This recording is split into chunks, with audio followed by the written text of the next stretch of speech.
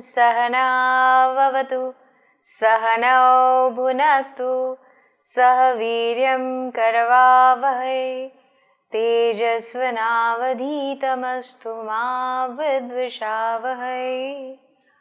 Om Shanti Shanti Shanti. Samasta Jana Kalyane Niratam Karunamayam Namami Chinmayam Devam Sadgurum Brahma Vidvaram.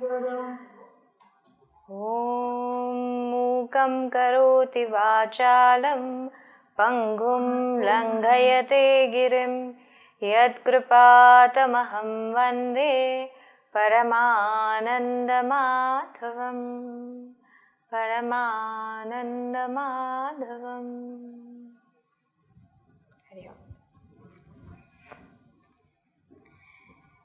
So, we are looking into this first chapter of the Bhagavad Gita, which is called the Arjuna Vishada Yoga. And, one might sometimes wonder why do we have to go into this chapter at all, right? Because what is happening? He's coming, he's looking at the, both sides are there, both the armies are standing ready at war, and here comes Arjuna, and then there is the whole scenario which is played out, fine, and in this there is no role for Bhagwan to play, right? And then you start with the second chapter, and in second chapter again till 10th verse, it is Arjuna only. He is going on telling, he's crying and he's telling, this is my problem, that is my problem, blah blah blah, so long. And you might say that, oh, there are 47 verses and then another 9 verses, and then Bhagwan afterwards talks.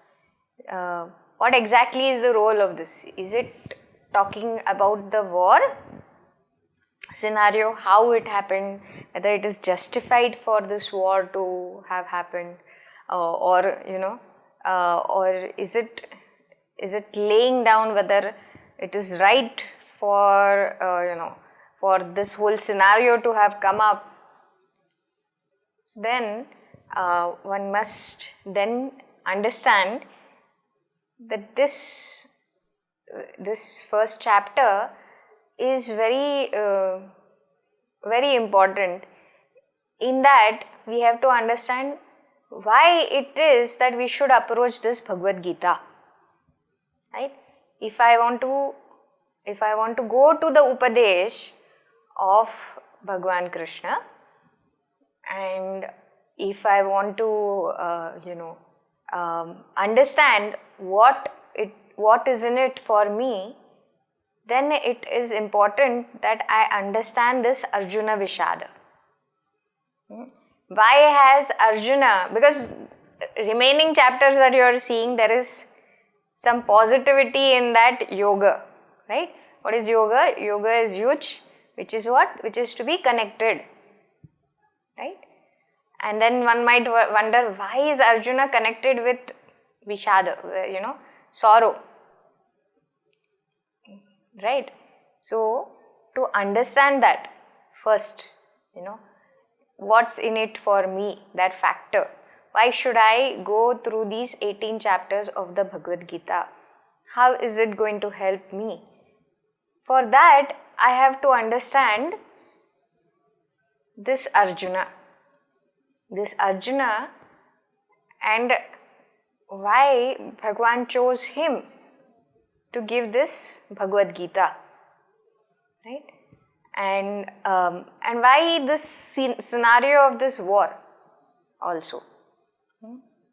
Why not so many times they would have gone very pleasantly out somewhere and they would have had so many conversations. They were the best of friends. They called each other Sakha, right? So why not then? And why this scenario? So then we have to get to this point where there is this senayor ubhayor madhye, when he has come to this war, fully knowing what its impact is going to be, fully being aware what is his Kshatriya dharma, and how he is going to be, that leader in that war or that hero of the war. And being Arjuna, that is not something which is, it is not that he is very, what you would say, it is not that he is very humble kind of a warrior, okay. He knew his prowess. He was very, one might say, he was very passionate about his warfare. That also we saw. So therefore, it was not that he was shying away in any way of playing his role over here, right? And yet what happened? And how, he came to that situation where he said, come on, let's fight, to no, this is not what I want, right? Maybe I should escape from it. So therefore, when we are seeing this, one is, we see, here is who Bhagwan chose to give the Upadesh. And in that very scenario where, this whole transition has come about. And then we should ask ourselves also, how many times has this happened to me? Where I am ready, and yet, somehow I am stepping back. Somehow I don't know what I should do, right?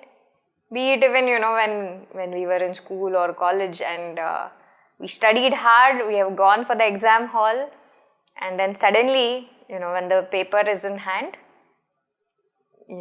we get jittery feet and we say that, oh, I don't know why, I can't remember. Can I have a glass of water? Right? Or if we are asked, we are ready with our presentation, ready to make, the best of that project, and making that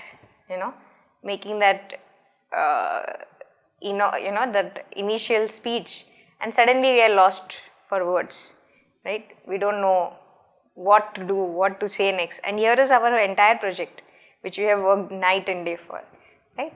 So this kind of situation comes about for most of us, and we don't know why we are not able to perform, we are not able to give it our best at that time, right? And then we say that, okay, fine, one time, what's there, But we can change it that very moment that thought comes, that no, I can't do it. There is that positive thought in it also, which says that, hey, come on, let go and go ahead, right? So why don't we do that? So here, Bhagwan is presenting us this whole scenario of this Arjuna situation or this Arjuna syndrome. And, in it, of course, we are seeing Arjuna's picture, but somewhere we have to churn and we have to see where is it relating to me, right? And therefore, this first chapter is given, in that way, where Krishna, he is ever playing the Dharma Purush, okay? He is never going away from Dharma. He is never, caught up by that situation. He is seeing, yes, here Arjuna is gone, little bit off track, and I have to bring him back on track. So it is not just about the present situation of war. It is much more for his life goal itself. And while I am at it, why not give it for everyone else also, right? So with a very broad vision, Bhagwan Krishna has presented this, first chapter, and there we see also like how when he is asked to keep the Ratha positioned right in the middle of the war field, right in the middle of who? Both the opponents. both the sides which are as dear to Arjuna, right, as is the, Kaurava side. So here is where Bhagwan plays his trump card and he places the chariot right in front of Bhishma and Drona. Though he could have just said that, oh, let's finish it off on the day one itself. We'll keep it in front of Dushasana, or we'll keep the chariot in front of Duryodhana. But no, he chooses very rightly to position the chariot in front of Bhishma and Drona. And Arjuna, from going from the emotions of Veera Buddhi, where he was with his bow and arrow ready, to he goes down to, oh, here is my grandsire, here is my great teacher, let me bow down to them. They have done so much for me, I have so much gratitude for them. And then he goes on to see all the others and he says, oh, this person is there, yeah, fine. And then, not just on his side, he's seeing also on the other side, right? So here, slowly, Arjuna has moved from Veera Buddhi to great appreciation, and further we'll see as he goes down to supposed compassion. Okay? So supposed compassion that comes about, right? But exactly, is it really compassion or what is it? So that we will see in the next verses. Right? So what we'll do is we'll start from chanting the 23rd verse onwards, right, where the scene is actually come about. So here he says, Yotsamanana veksheyam ya etetra samagataha dhatarashrasya durbuddhe yuddhe priyachikirshavah. So then, he gives the reasoning, Arjuna, why he wants to go right in the middle of the battlefield, and he wants to see who all are assembled and who have come under the influence of, of Dhritarashtra's son. Of course, he is more intending to say Duryodhana, and there he says, Durbuddhehe, Dhritarashtrasya Durbuddhehe. Who are those who have, who have come under the influence of this Duryodhana, the evil-minded person, and are ready to fight me? Let me see. I want to see them, right? And then further he says, of course, Sanjay is saying, Sanjay uvacha eva mukto rishikeshah gudakeshena bharata senayorubhayor madhye Sthapayitva rathottamam. So then he says that further, what has he done? He says that, he calls him Gudakesha. Who is Gudakesha here? Of course, it is Arjuna. And Gudakesha there, as we saw, what does it mean? It means one who has overcome sleep, or one who has overcome tamas. In the sense, not that he doesn't sleep at all, but rather when the need arises, he is able to come out of that tamas at the call of that situation. So even if he has to face his enemy, in moments in the darkness also, he is able to do that, right? So here he says that, Rishikesha, listening to the instructions of this Gudakesha, he has taken the chariot and placed them between the two armies, right? And what has then happened? Then he places, when he sees whom has he placed the chariot in front of, it is Bhishma and Drona. Bhishma Drona pramukhatah sarvesham cha mahikshitam uvacha partha pashyaitan samavetan kuruniti. So here, then looking at them who are in front of him, he says, he as in here, who says? Lord Krishna, Rishikesha. What does he say? He says, O Partha, look, Pashya, Look at these, look at these who have all gathered right here in the battlefield, and they are all from the Kuru's clan. So it is not just the Kauravas, it is also the Pandavas. Look at who are there present here in front of you. That Pashya is very important over there. And then what happens? Then here he says, so we will chant this from 26 to 30. Okay. Tatra pashyat partha pitrunatha pitamahan acharyan matulan bhratrun putran pautran stakins tatha Shvashuran surudaschaiva senayorubhayorapi tan samikshasa kaunteya sarvan bandhun avastitan krupaya paraya vishtaha vishidantamimitam bravit Arjuna uvacha drishtvevam swajanam Krishna Yuyutsum samupasthitam Sidanti mama gatrani mukham cha parishishyati Vepathushcha sharire me Romaharshascha jayate Gandivam sramsrate hastat Tvakchaiva paridahyate न च शक्नोम्यवस्थातुं भ्रमतीव च मे मनः. So finally what has happened? From seeing the people in front of him, he has gone from from a compassionate scene, he has gone down to being a very pitiful state himself, where he says, Brahmativa cha me mana. I am feeling like, I am in a whirl.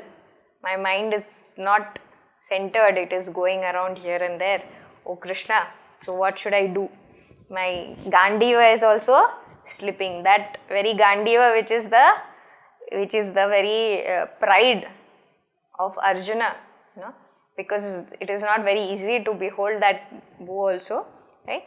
So here he is saying that Gandiva itself is slipping down from his hand, and it is as though his entire body is in fire, his skin is burning all over, and I am unable to even stand, my mind is going here and there. So he says, Gandivam sramsate hastat tvakchaiva paridahyate na cha shaknomyavasthatum brahmativa cha me manaha. So here, exactly is what, is the Arjuna syndrome. It is as though he has come down to a very depressed kind of state, from being someone who was very ready for war. He was very confident also, and he knew exactly what he was doing. It was not that, the war had suddenly come about him. He is a very confident person, a very good warrior. He knew his skills, he knew his weapons. He knew his opponents even. He didn't even need to actually go and see them. So therefore when, he instructs Rishikesha to go in front of the battlefield, right in the middle of the battlefield, then Krishna says, here something is up.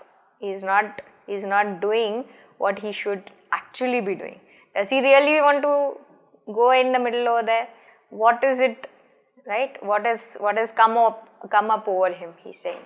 So he says, "Theek hai, chalo, let me take him, but let me take him to a more, more pivotal position, so that, it is not that he launches himself into war, but he cures that which is coming up. Instead of in middle of the battlefield losing out, let us start on the right footing. Let us start with gaining clarity, then end up somewhere else, right? So therefore he places who? Rishikesha, Lord Krishna, he very strategically positions the chariot, Rathottama, Even when Sanjay describes that chariot, he says it is the best, most supreme of chariots, right? And he has placed it in front of Bhishma and Drona. And it was not, sometime we might feel that, he did it strategically so that, maybe there's a conspiracy that conspires, nothing like that. He knows where Arjuna was going, he was more foresighted, and therefore he took Arjuna there. And then what happened? This Arjuna disease surfaced, as Gurudev calls it.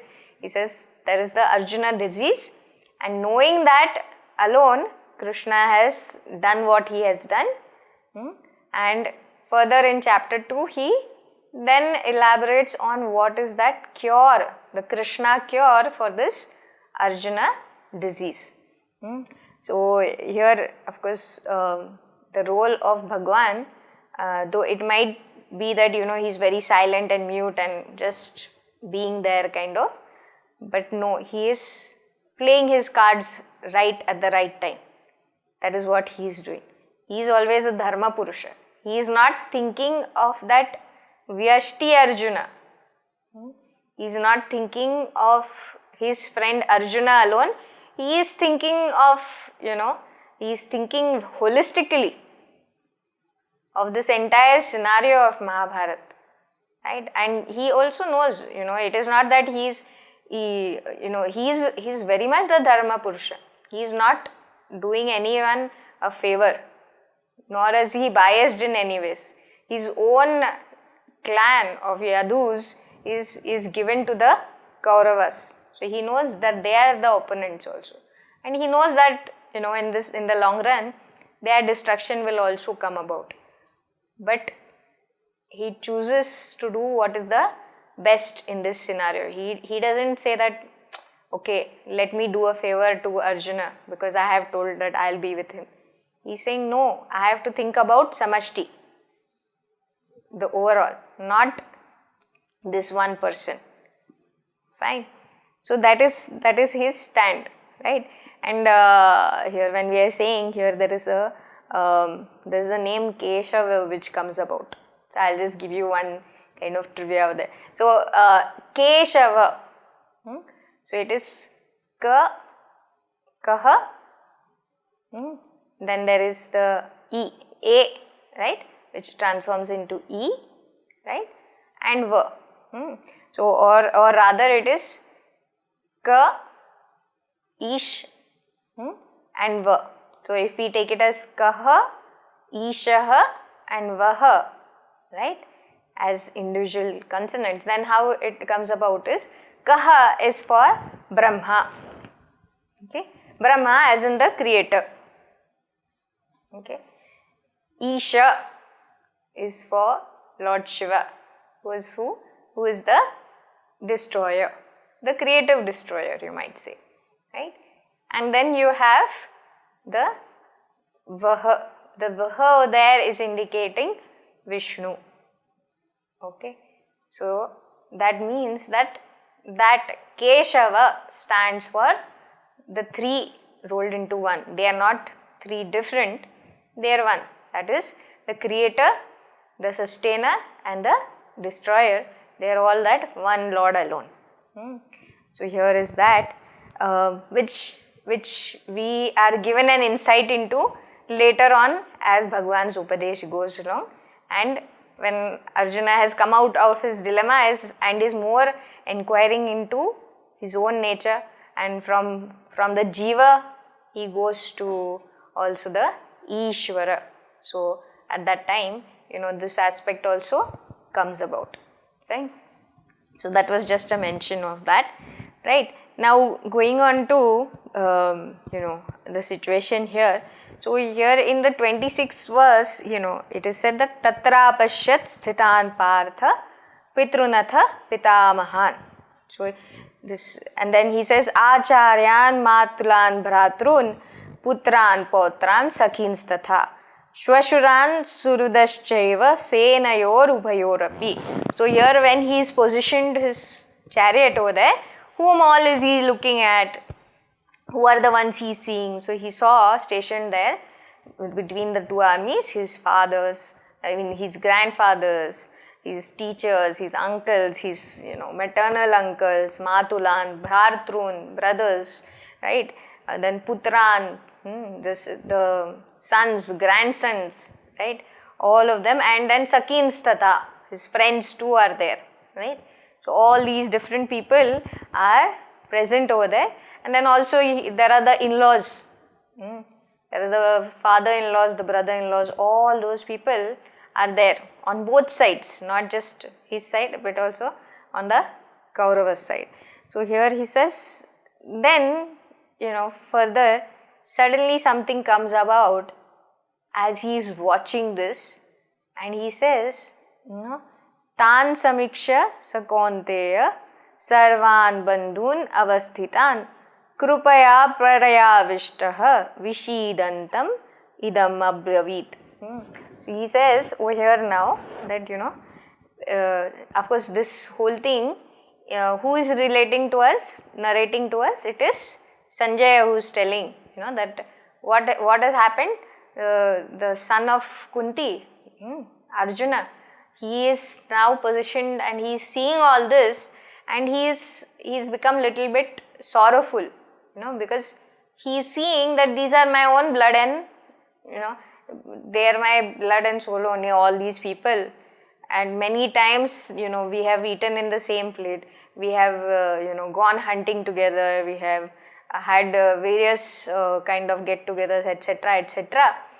And now, maybe I will be the one who is going to use my bow and arrow to kill them. And it seems very pitiable, because it looks like a very helpless kind of a situation. But actually, should he think like this? Because he is at war. Enemy is enemy, right? It is not that you will suddenly say that, like how it happens in Hindi movies. You will say that, this is my twin brother, right? So how can I suddenly, ye to mera hai, so this is mine. So that has suddenly happened, and then he's thinking, how can I kill this person? So somewhere he's thinking that there is some kind of pity that he comes for, or there is some kind of compassion that he feels for them. Who is thinking this? This Sanjay is thinking. So in fact, if you read Gurudev's commentary, then he says, this is actually not a true emotion to put on Arjuna, because he is a warrior, so it should come naturally to him. There is no pity, etc. When that emotion of war is there, there is no kith and kin, there is only that dharma that I have to follow of being that Kshatriya, that of winning that war, that is my thing. And that was very naturally there in Arjuna. If he has to shoot someone, he has to shoot someone. There is no double thought about that. So, even Sanjay putting that on him, it's a wrong emotion to put on him. And more so actually, it falls on Arjuna's side to actually play about that emotion even. So that is what Gurudev says. But here he says that Krupaya parayavishtaha vishidantam idam abravit. So here he is, as though he is out of helplessness, he is caught in this kind of a emotion. What is that emotion? It is of deep sorrow. Suddenly, this emotion of deep sorrow has overcome him. And actually, if we see, right, it maybe has to do with something that Dhritarashtra had conspired, because just before the war, he had sent a message to Arjuna through Sanjay. He had sent a message to Arjuna, and maybe what is being played here has something to do with what was told by Dhritarashtra, right?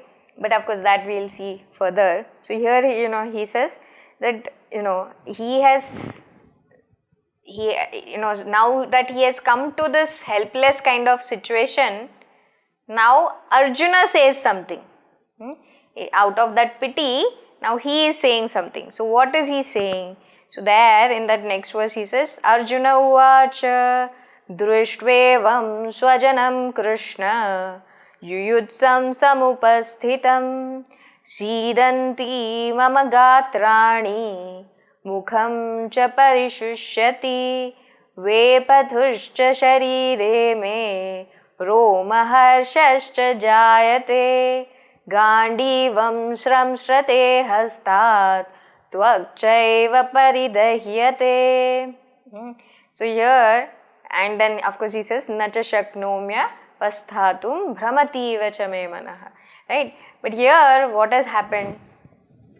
From being that brave person, he has come down to, that great admiration for his gurus. And from there he has moved down to being, helplessly seeing the sorrow that, oh, I'm going to see, these are the people I'm going to face at war. So these are the people I'm going to kill. My God, these are mine. Then from me it has gone on to, oh, these are mine. They are mine alone. Right? So here he has suddenly attached this mind, this relationship with those whom he is going to face in battle. And further, if it had been left to, feeling sad for them, that's fine. It is okay, it's part of the war, come on, right? You have to fight. Yeah, they will die, but what can I do? It's my dharma, right? But no, it didn't go to that. It further goes down to saying that, oh, how can I do this? Right? From just feeling compassion, he has gone down to outright sorrow. That I can't do this, which leads him to go to say, I can't do this. Right? So this is where that avesha has come. Okay? So where he is telling, so here that avesha word which comes, right? Parayavishtaha, kripaya parayavishtaha, avishtaha, that which has suddenly entered or suddenly overcome. So that means something which is, which is beyond my control. That which has taken control of me, that is how this emotion is. Right? And when something is beyond my control, what is going to happen? I won't know the outcome. I won't be able to take control of that situation. Right? So that is what has come about for this Arjuna. Right? Where he, it is not that it is not that it was there before. Before this, he was completely ready. Right? He was fully ready, and there was no such pity. There was no such, oh, this is Bhishma, this is Drona. No, nothing like that. He knew who his opponents were.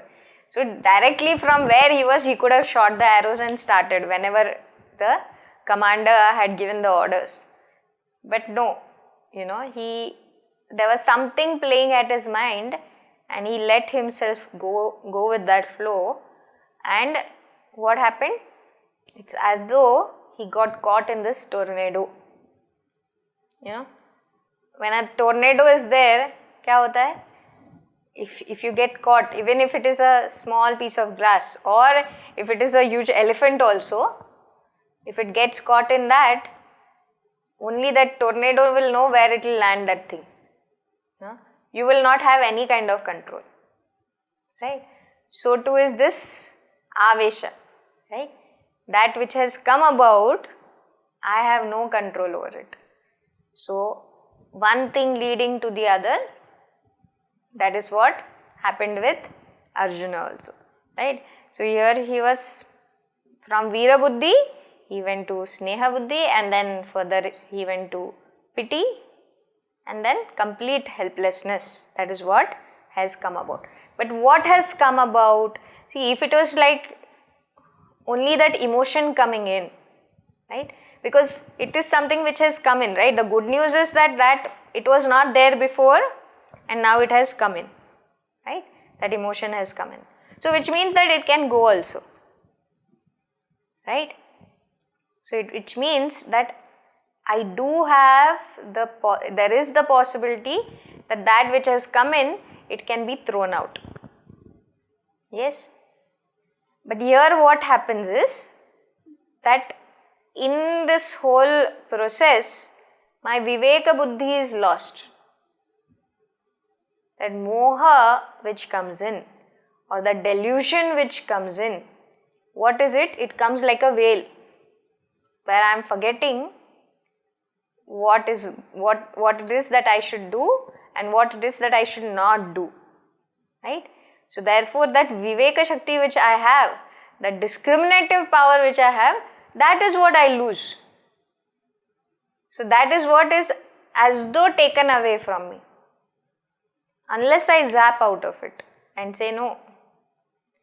But at that moment, I have gone in such a whirl of those events that I have forgotten that I can take control of that situation, right? So therefore he is going spiraling down. So here also too, here is what has happened, right? So here one is that when this kind of avesha happens, it is not a good sign.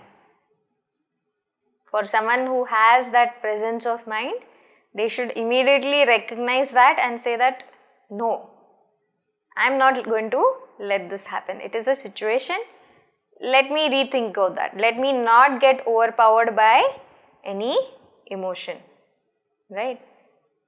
But then how much is in my hand?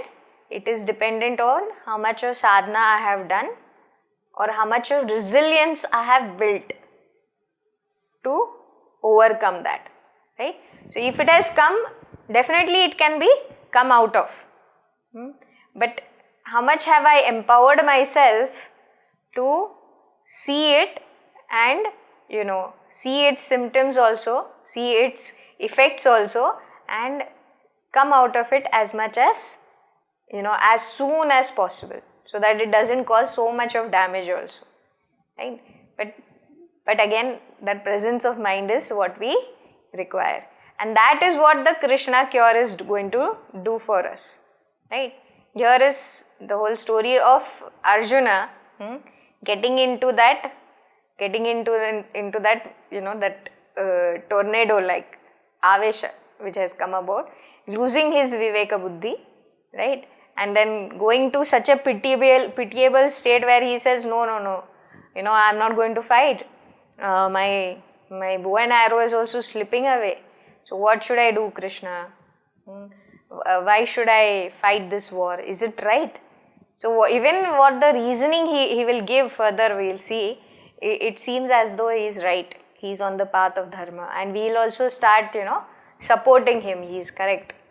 We will see that that will come about, because from his standpoint, he will present that his thinking is correct. He is not even thinking actually that he is going wrong in any way.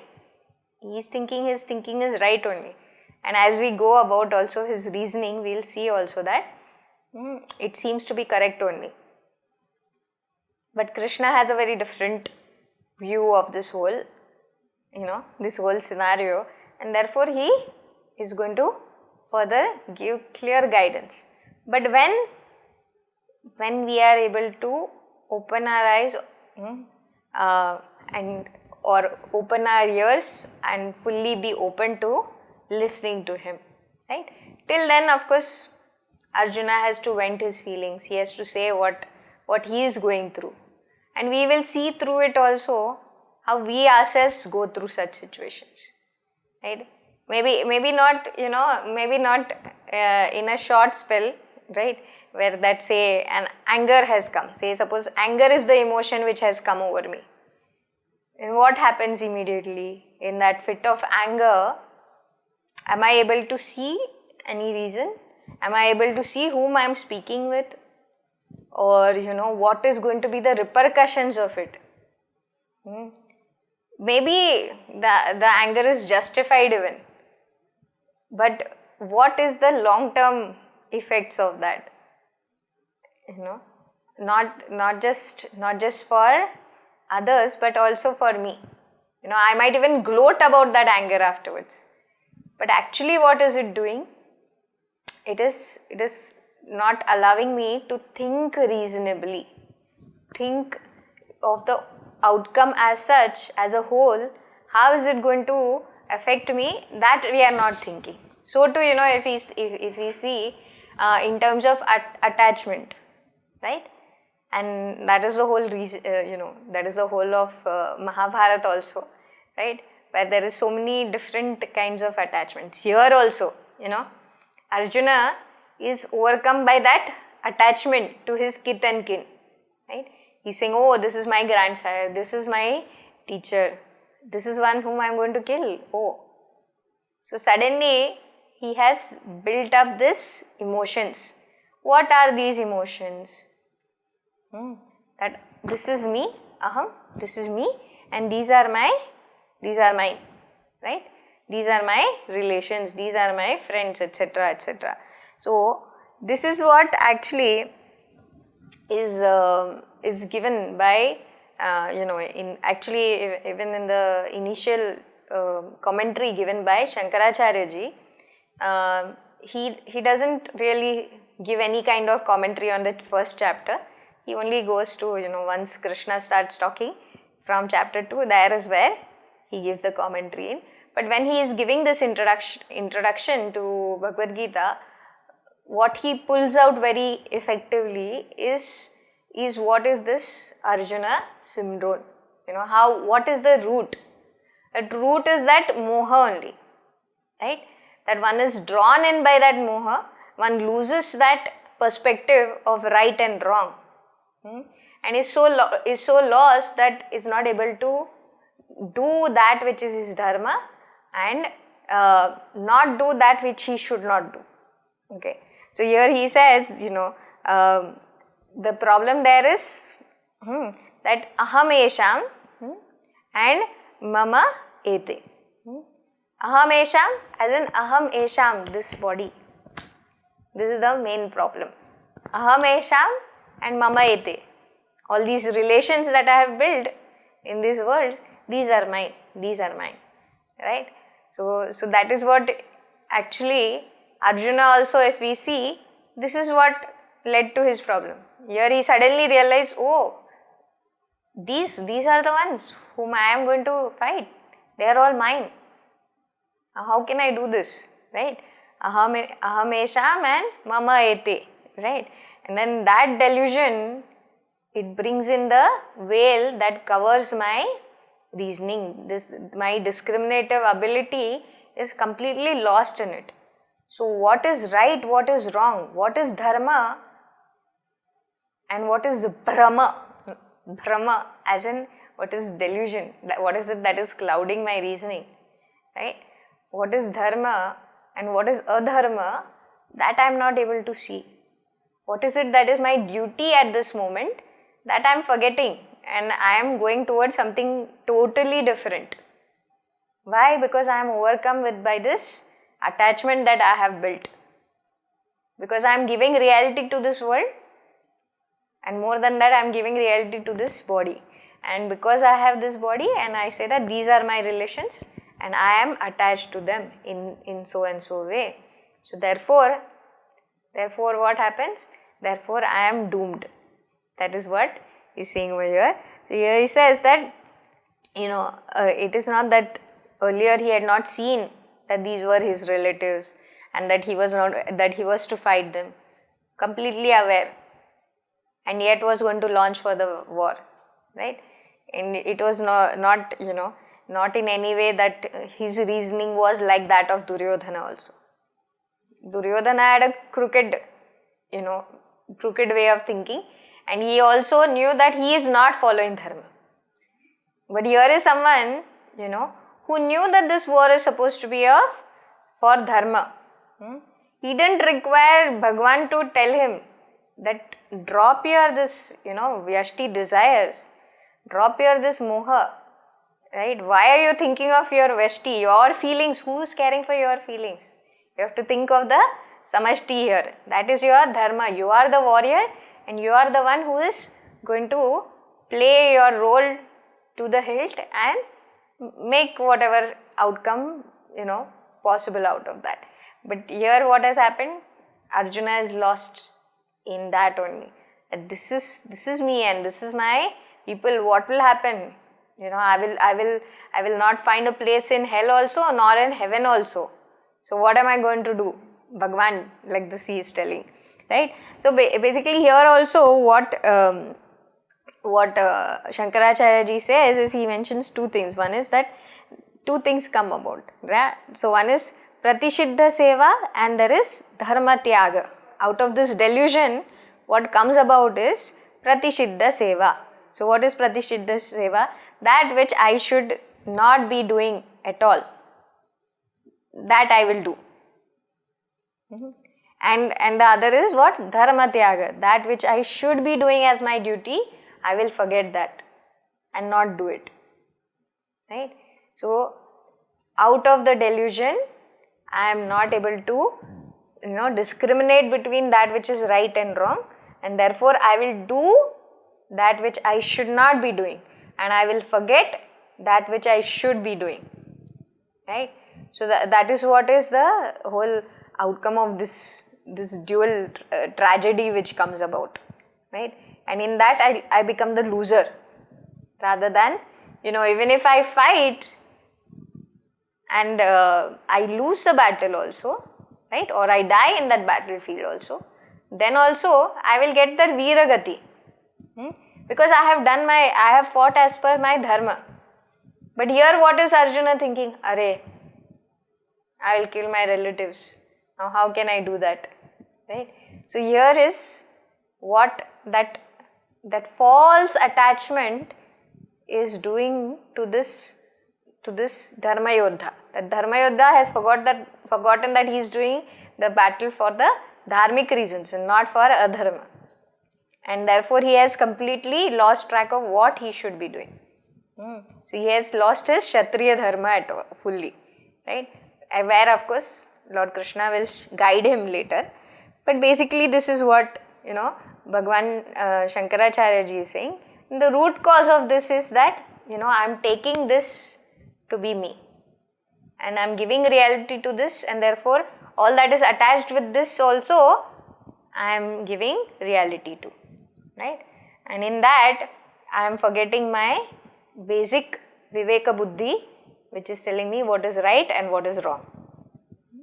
And then is all this mohajal coming about. Okay. So, and of course more about it Bhagwan Adi Shankaracharya ji has given in the Bhaja Govindam, which is also said to be the Moha Mudgara. Right? I hope most of you have heard the Bhaja Govindam. Right? Right? Most of you have done. Right? And so in Moha Mudgara, or Bhagwan Adi Shankaracharya ji, here we'll just mention one or two. He is telling how we are caught up in the wrong kind of attachments, be it to wealth, be it to our progeny, be it to whatever we think is our name, position, people, etc. Right? So what are we doing in that? In that we are forgetting our actual purpose of being here, and we are ending up doing things which we need not do at all. Right? And we are going about in this circle of life and death. Right?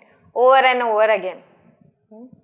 Punarapi jananam, punarapi maranam, punarapi jandani jathare shayanam, iha samsare bahudustare, krupaya pare pahi murare.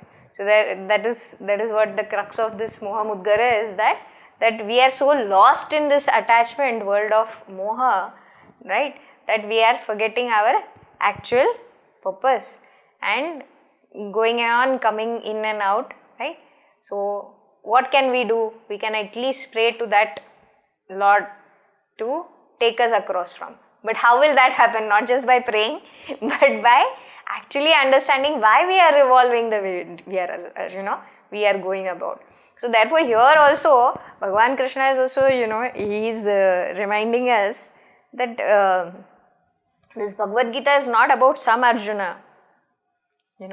He is that Arjuna who is as confident, established as any of us, and yet has got lost in this battlefield and suddenly got confused about what to do and what not to do. He knows he had come ready for the battle, and now suddenly he has got confused because of the avesha of that emotions, right? And instead of seeing the reasoning, instead of pulling up his viveka buddhi, what is he doing? He has been overcome by doubt and confusion, and only when he is able to surrender to Bhagavan and say that, oh, please show me a way out, only then Lord Krishna shows him the way out. Right? So here also for us what to think is that, what is my attachment? Fine, Arjuna over there, he saw attachments in this kith and kin, right? And he suddenly had emotions for his friends, relatives, etc., etc. Where am I lost at any time? Have we ever considered what is it that is binding me? Even if I do get confused, why did I get confused at that very point of time? What was that emotion which has overcome me? Any emotion it could be, okay? Be it anger, be it lust, be it greed, be it pity even. It might be, a seemingly good emotion also, right? Where suddenly I have shown sympathy or empathy to someone and forgot what is right and wrong. Forgot at that moment what is exactly my duty. And instead of, using my viveka, I went with the flow of emotions, right? How do I know that? At least when later it kicks in and there is some kind of agitation in me, where there is some kind of conflict in me. And then I am slowly being able to go revisit that situation and see what was it that made me do what I did. Why didn't I do what I should have been doing? Right? And that is what Bhagavan is actually trying to get us to think. Through this Bhagavad Gita, it is not just about seeing Arjuna spiral down the path, but it is about seeing where has this happened to me? When was I this Arjuna? And how is Bhagavad Gita therefore then going to help me? So of course Bhagavan is just pointing it out so that we become aware. We at least build that alertness within us to become aware of these weaknesses in us. Right? Definitely these weaknesses are there. We can't say that it is not there. So when these weaknesses come, what is their root? What was that emotion that triggered it? Can I go back to that? Can I next time be alert to it? So that is at least one step above what we were in. To be aware of that pattern, to observe ourselves. When Bhagavan says Pashya, it is not just seeing that external, right? It is going back to that situation and observing not just the external but also the internal. What was going on in my mind at that moment? Why wasn't I able to think? What was keeping me? Sometimes it comes that we are in some particular situation and we are not able to do, or we are not able to voice that which we want to say. Why is that? It is because there are certain thoughts clouding our thought at that time to do that which we should be doing, right? So sometimes we do have to take that pause and think, what was it? Why did I get lost? So maybe that is something which is my weak point. So can I be aware of that more? Right? So here also then, of course, one step is to be aware, and alert to such emotions coming and doing that avesha, right? Capturing us in such a way that we are not able to reason or act in the right way, right?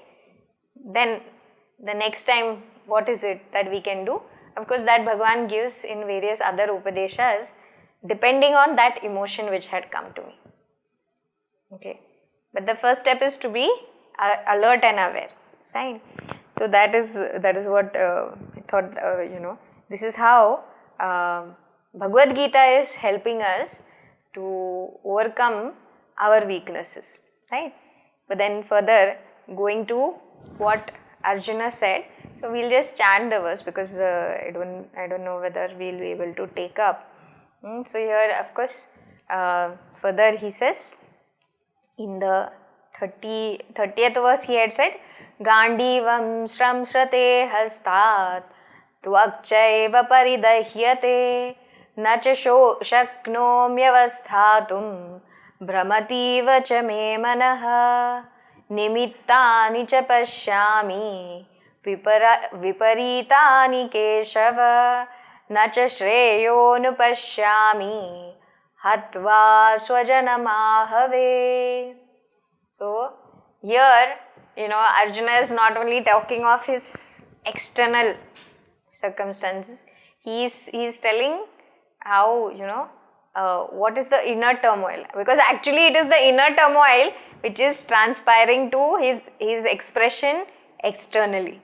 Right, he's telling his Gandiva is going down, it is falling down from his hands. Then what else he says? He says that, my skin is all, it's as though my whole body is on fire, my skin is burning. And then he says that I'm unable to, I have become so jittery, my feet are not able to support me, he says. And my throat as though is parched. And my mind is whirling. So actually his mind is whirling, and because of this all this is happening, right? And this is a classic case of nervousness leading to a complete breakdown. And then further he says that I see nimittani cha pashyami viparitani keshava. I am seeing all kinds of bad omens around me. Just before that, the conch had been blown, and he had also blown the conch. He was very enthusiastic, etc. Everything seems to be very auspicious, right? And he was also appreciating, there my gurus are, etc. And suddenly now he is telling, I am seeing very, very contrary kind of omens around me. That, this is not a good sign at all, O Keshava. Nacha shreyaha anupashyami hatva sajanam ahave. So I don't see any kind of good coming about, O Keshava, by killing my own kith and kin. You must stop me, there should not be this kind of a bloodshed. Now can one say like this, one who is a Kshatriya and has been fighting all his life and training himself in various ways, okay? Such that, even in his sleep, if someone comes, he will know how to attack them. This kind of warrior he was, where he will not think twice to use his sword or use his even Brahmastra at the right opportunity. And such a person is now saying that, I am scared, there's going to be this bloodshed and then nothing good is going to come about it. So how can one speak of this, right? And then he further says, Na kangshe vijayam Krishna, na cha rajam sukhani cha, kim no rajena govinda, kim bhogair jivitena va. So he says, from this war, I don't really seek any kind of victory also. Oh Krishna, na kangshe vijayam, I am not even aspiring for any kind of victory. Na cha rajyam sukhani cha. Even if I win, You think that, oh, I will get this whole kingdom and all that. I don't want the kingdom even. What will I do? All the people will be dead. My friends, my relatives, all these people, they will die at my hands. And such a blood-soaked kind of kingdom, what will I do with that? He seems to be saying like this. Then he says, Kim no rajena govinda, kim bhogair jivitena va. So what will I, whom will I, preside over? When all are gone, whom will I preside over? By winning this kingdom also. He knows that he is going to win. Basically what he is saying, he is so proud, okay? This guy, Arjuna, he is not ever in doubt that he is going to lose. That is also there. See, so it is out of a lot of ego also that he is saying this. That, what will I do? I will win. Then also I will get all this. What use is it when there is no one to revel with me? What will I do with that? And then he says that of what avail is this kind of pleasures that I will gain? And further he says in the next verse, right? Further, okay, it's already 6:47.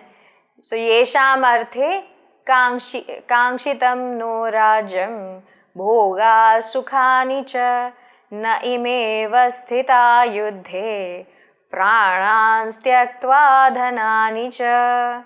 So then he said, for those for whom I am seeking all this, right, this victory, etc., if they are not going to be there to revel with me, to rejoice with me, then what use is all this? Why should I then stand in this battle?